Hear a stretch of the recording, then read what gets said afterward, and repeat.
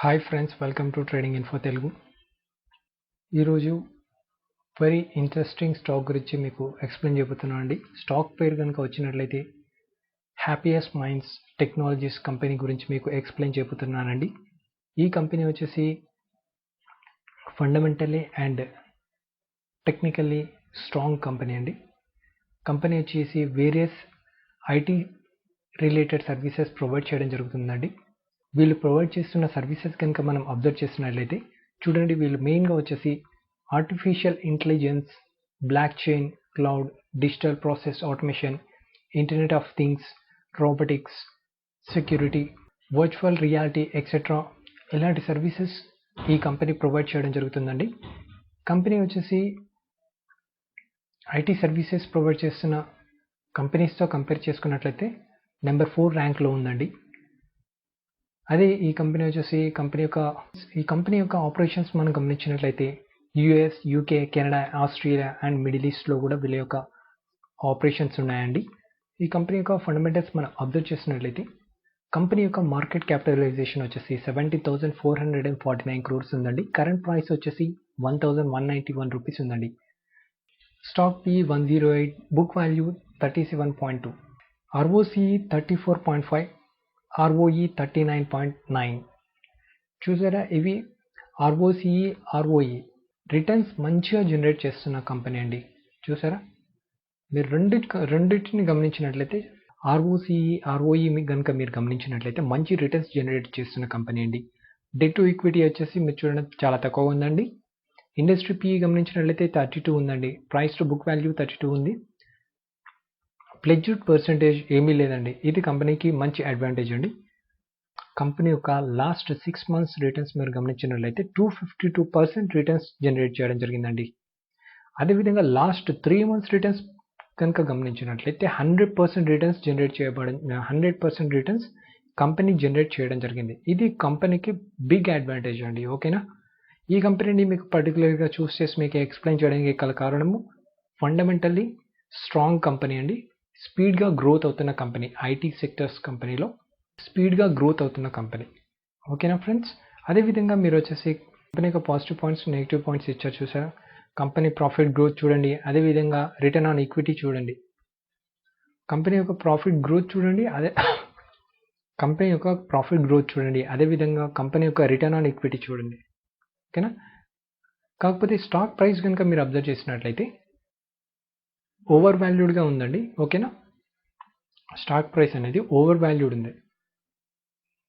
అంటే మీకు అర్థం కావాలంటే ఇక్కడ చూడండి, మీకు ఎన్ని టైమ్స్ అంటే బుక్ వాల్యూకి ఎన్ని టైమ్స్ ఎక్కువగా ఉంది, 32 times ఎక్కువగా ఉంది. ఓకేనా, కానీ ఈ కంపెనీ ఇంత వాల్యూ ఉండడానికి గల, ఈ స్టాక్కి ఇంత వాల్యూ ఉండడానికి గల కారణం స్పీడ్గా గ్రోత్ అవుతున్న కంపెనీ, ఫండమెంటల్లీ స్ట్రాంగ్ కంపెనీ.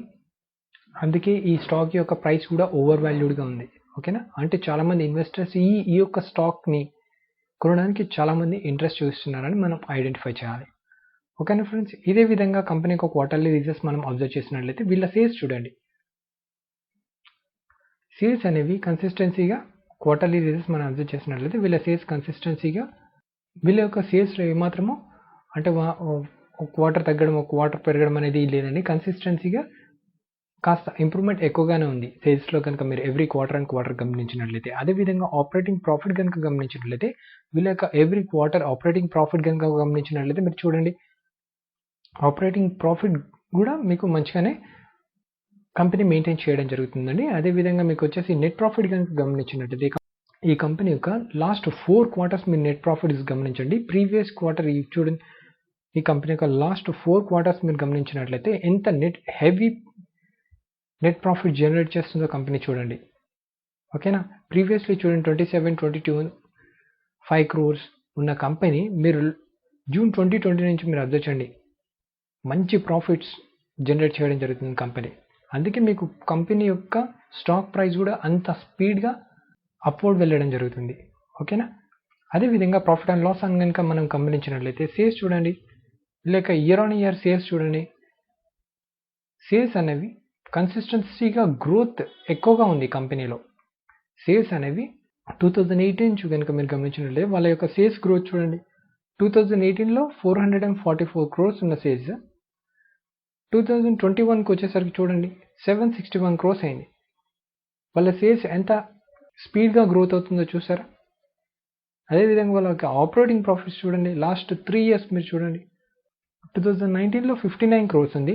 2021కి వచ్చేసరికి చూడండి ప్రాఫిట్గా ఆపరేటింగ్ ప్రాఫిట్ చూడండి 190 crores అయింది. ఎంత స్పీడ్గా వాళ్ళ యొక్క సేల్స్, అదేవిధంగా ఆపరేటింగ్ ప్రాఫిట్, అదేవిధంగా మీరు ఇక్కడ వచ్చేసి నెట్ ప్రాఫిట్ చూడండి. 2019లో చూడండి వాళ్ళ యొక్క నెట్ ప్రాఫిట్ చూడండి 4 crores ఉంది. 2020 వాళ్ళ యొక్క నెట్ ప్రాఫిట్ చూడండి, కంపెనీ యొక్క నెట్ ప్రాఫిట్ ఎంత స్పీడ్గా గ్రోత్ అవుతుందనే చూడండి. 2020-21 చూడండి 161. అందుకే మీకు వాళ్ళ యొక్క ప్రాఫిట్స్ అంత స్పీడ్గా గ్రోత్ అవుతుంది కాబట్టి స్టాక్ యొక్క ప్రైస్ కూడా అదే విధంగా స్పీడ్గా గ్రోత్ అవుతుంది. ఓకేనా? అదేవిధంగా మీరు వచ్చేసి కంపెనీ యొక్క బ్యాలెన్స్ షీట్ కనుక మీరు అబ్జర్వ్ చేసినట్లయితే వాళ్ళ కంపెనీ యొక్క బ్యాలెన్స్ షీట్లో మీరు చూడండి రిజల్ట్స్ వచ్చేసి మార్చ్ 2019లో మీరు అబ్జర్వ్ చేయండి, 2020, 2021లో చూడండి వాళ్ళ యొక్క రిజల్ట్స్ అనేవి మైనస్లో మెయింటైన్ చేసిన వాళ్ళు 2019లో. మార్చ్ 2020, మార్చ్ 2021 చూడండి, మార్చ్ 2020 220 crores, మార్చ్ 2021కి వచ్చేసరికి ఆల్మోస్ట్ 2 times రిజల్ట్స్ మెయింటైన్ చేయడం జరిగిందనమాట కంపెనీ. ఇది కంపెనీకి బిగ్ అడ్వాంటేజ్ అండి. అదేవిధంగా మీకు వచ్చేసి కంపెనీ యొక్క బారోయింగ్స్ కనుక మీరు చూసినట్లయితే 2019లో 384 రూపీస్ ఉండేయండి బారోయింగ్స్. 2019లో 384 crores ఉండే బారోయింగ్స్. 2020కి వచ్చేసరికి బారోయింగ్స్ వచ్చేసి 114 crores అయిందండి. అంటే వాళ్ళు రీపేమెంట్ చేయడం వల్ల వాళ్ళ యొక్క బారోయింగ్స్ తగ్గడం జరిగింది.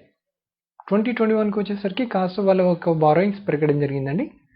కంపెనీ యొక్క క్యాష్ ఫ్లోస్ గమనించినట్లయితే క్యాష్ ఫ్రమ్ ఆపరేటింగ్ యాక్టివిటీ కనుక మీరు ఇక్కడ అబ్జర్వ్ చేసినట్లయితే 2020లో మీకు వచ్చేసి 113 crores ఉందండి. 2021లో 150 crores ఉందండి.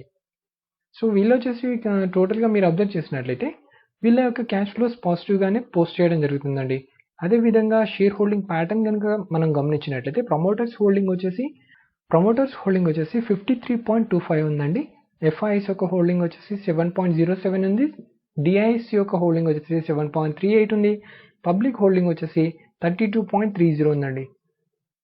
అంటే ఇంట్లో మీరు వచ్చేసి ఈ 5% తీసేస్తారనుకోండి, ఆల్మోస్ట్ 6% తీసేస్తారనుకోండి, పబ్లిక్ హోల్డింగ్ వచ్చేసి 26% ఉందండి.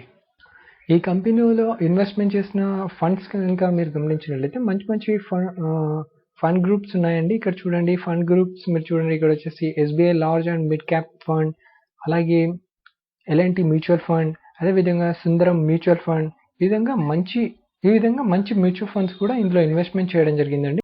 ఫ్రెండ్స్, మీకు టెక్నికల్ అనాలిసిస్ ఎక్స్ప్లెయిన్ చేసే ముందు నా యొక్క చిన్న రిక్వెస్ట్ ఏంటంటే మన యొక్క ట్రేడింగ్ ఇన్ఫో తెలుగు ఛానల్లో స్టాక్ యొక్క ఫండమెంటల్ అండ్ టెక్నికల్ అనాలిసిస్ వీడియోస్ని రెగ్యులర్గా అప్లోడ్ చేస్తున్నాను. తప్పకుండా వీడియోస్ని చూడండి. మన యొక్క ఛానల్లో వీడియోస్ యొక్క కంటెంట్ నచ్చుతుంది అనుకుంటున్నాను. నచ్చినట్లయితే తప్పకుండా మన యొక్క ఛానల్ని సబ్స్క్రైబ్ చేయండి, మన ఫ్రెండ్స్తో కూడా షేర్ చేయండి, మ్యాక్సిమం లైక్స్ ఇవ్వండి. ఫ్రెండ్స్, అలాగే టెక్నికల్ అనాలిసిస్ కనుక గమనించినట్లయితే మనం చూడండి ఫ్రెండ్స్, మీరు ఒక్కటి అబ్జర్వ్ చేసింది ఏ స్టాక్ అయినా ఫ్రెండ్స్, మనం టెక్నికల్ అనాలిసిస్ చేసేటప్పుడు స్టాక్ యొక్క ప్రైస్ అనేది కంపెనీ యొక్క ఫండమెంటల్స్ అనేది రిప్రజెంట్ చేస్తుంది. అది ఒకటి మాత్రం గుర్తుపెట్టుకోవాలి. ఖచ్చితంగా అదొకటి మాత్రం గుర్తుపెట్టుకోవాలండి. మనము టెక్నికల్ అనాలిసిస్ చేసేటప్పుడు స్టాక్ యొక్క ప్రైస్ కంపెనీ యొక్క ఫండమెంటల్స్ని మనకు రిప్రజెంట్ చేస్తుంది. అది ఒకటి మనం ఖచ్చితంగా గుర్తుపెట్టుకోవాలండి. కంపెనీ యొక్క ఫండమెంటల్స్ ఎంత స్ట్రాంగ్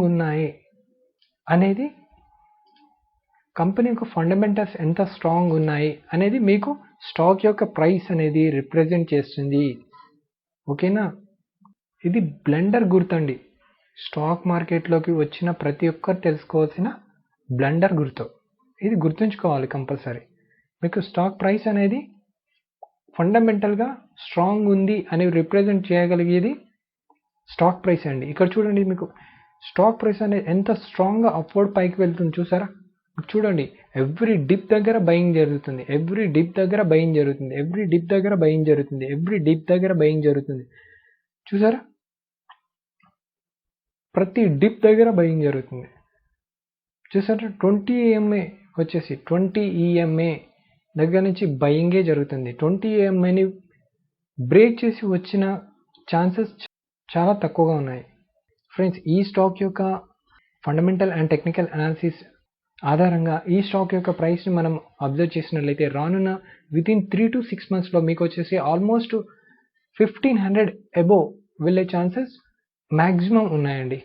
వీలైతే మీరు ఈ స్టాక్ని కొంత బై చేసి మీ పోర్ట్ఫోలియోలో యాడ్ చేసుకోండి. స్ట్రిక్ట్గా మీకు చెప్పేది అంటే స్టాప్ లాస్ని ఖచ్చితంగా మెయింటైన్ చేయండి. 950 రూపీస్ దగ్గర మీకు స్టాప్ లాస్ మెయింటైన్ చేయండి. ఫ్రెండ్స్, మీరు ఏ స్టాక్లో ఎంట్రీ తీసుకున్నా ఖచ్చితంగా స్టాప్ లాస్ మెయింటైన్ చేసి ఎంట్రీ తీసుకోండి. షార్ట్ పొజిషన్ కానీ లాంగ్ పొజిషన్ కానీ. ఓకేనా ఫ్రెండ్స్, స్టాప్ లాస్ వచ్చేసి మీకు 950 దగ్గర మెయింటైన్ చేయండి. ఇలాంటి ఇంట్రెస్టింగ్ స్టాక్ అనాలిసిస్ ఫండమెంటల్ వీడియోస్ని మీకు మన యొక్క ఛానల్లో నేను రెగ్యులర్గా అప్లోడ్ చేస్తూనే ఉంటాను. ఫ్రెండ్స్, మీకు కనుక కంటెంట్ నచ్చినట్లయితే తప్పకుండా మన యొక్క ఛానల్ని సబ్స్క్రైబ్ చేయండి. అలాగే మన ఫ్రెండ్స్తో షేర్ చేయండి. మ్యాక్సిమం లైక్స్ ఇవ్వండి. Thank you friends.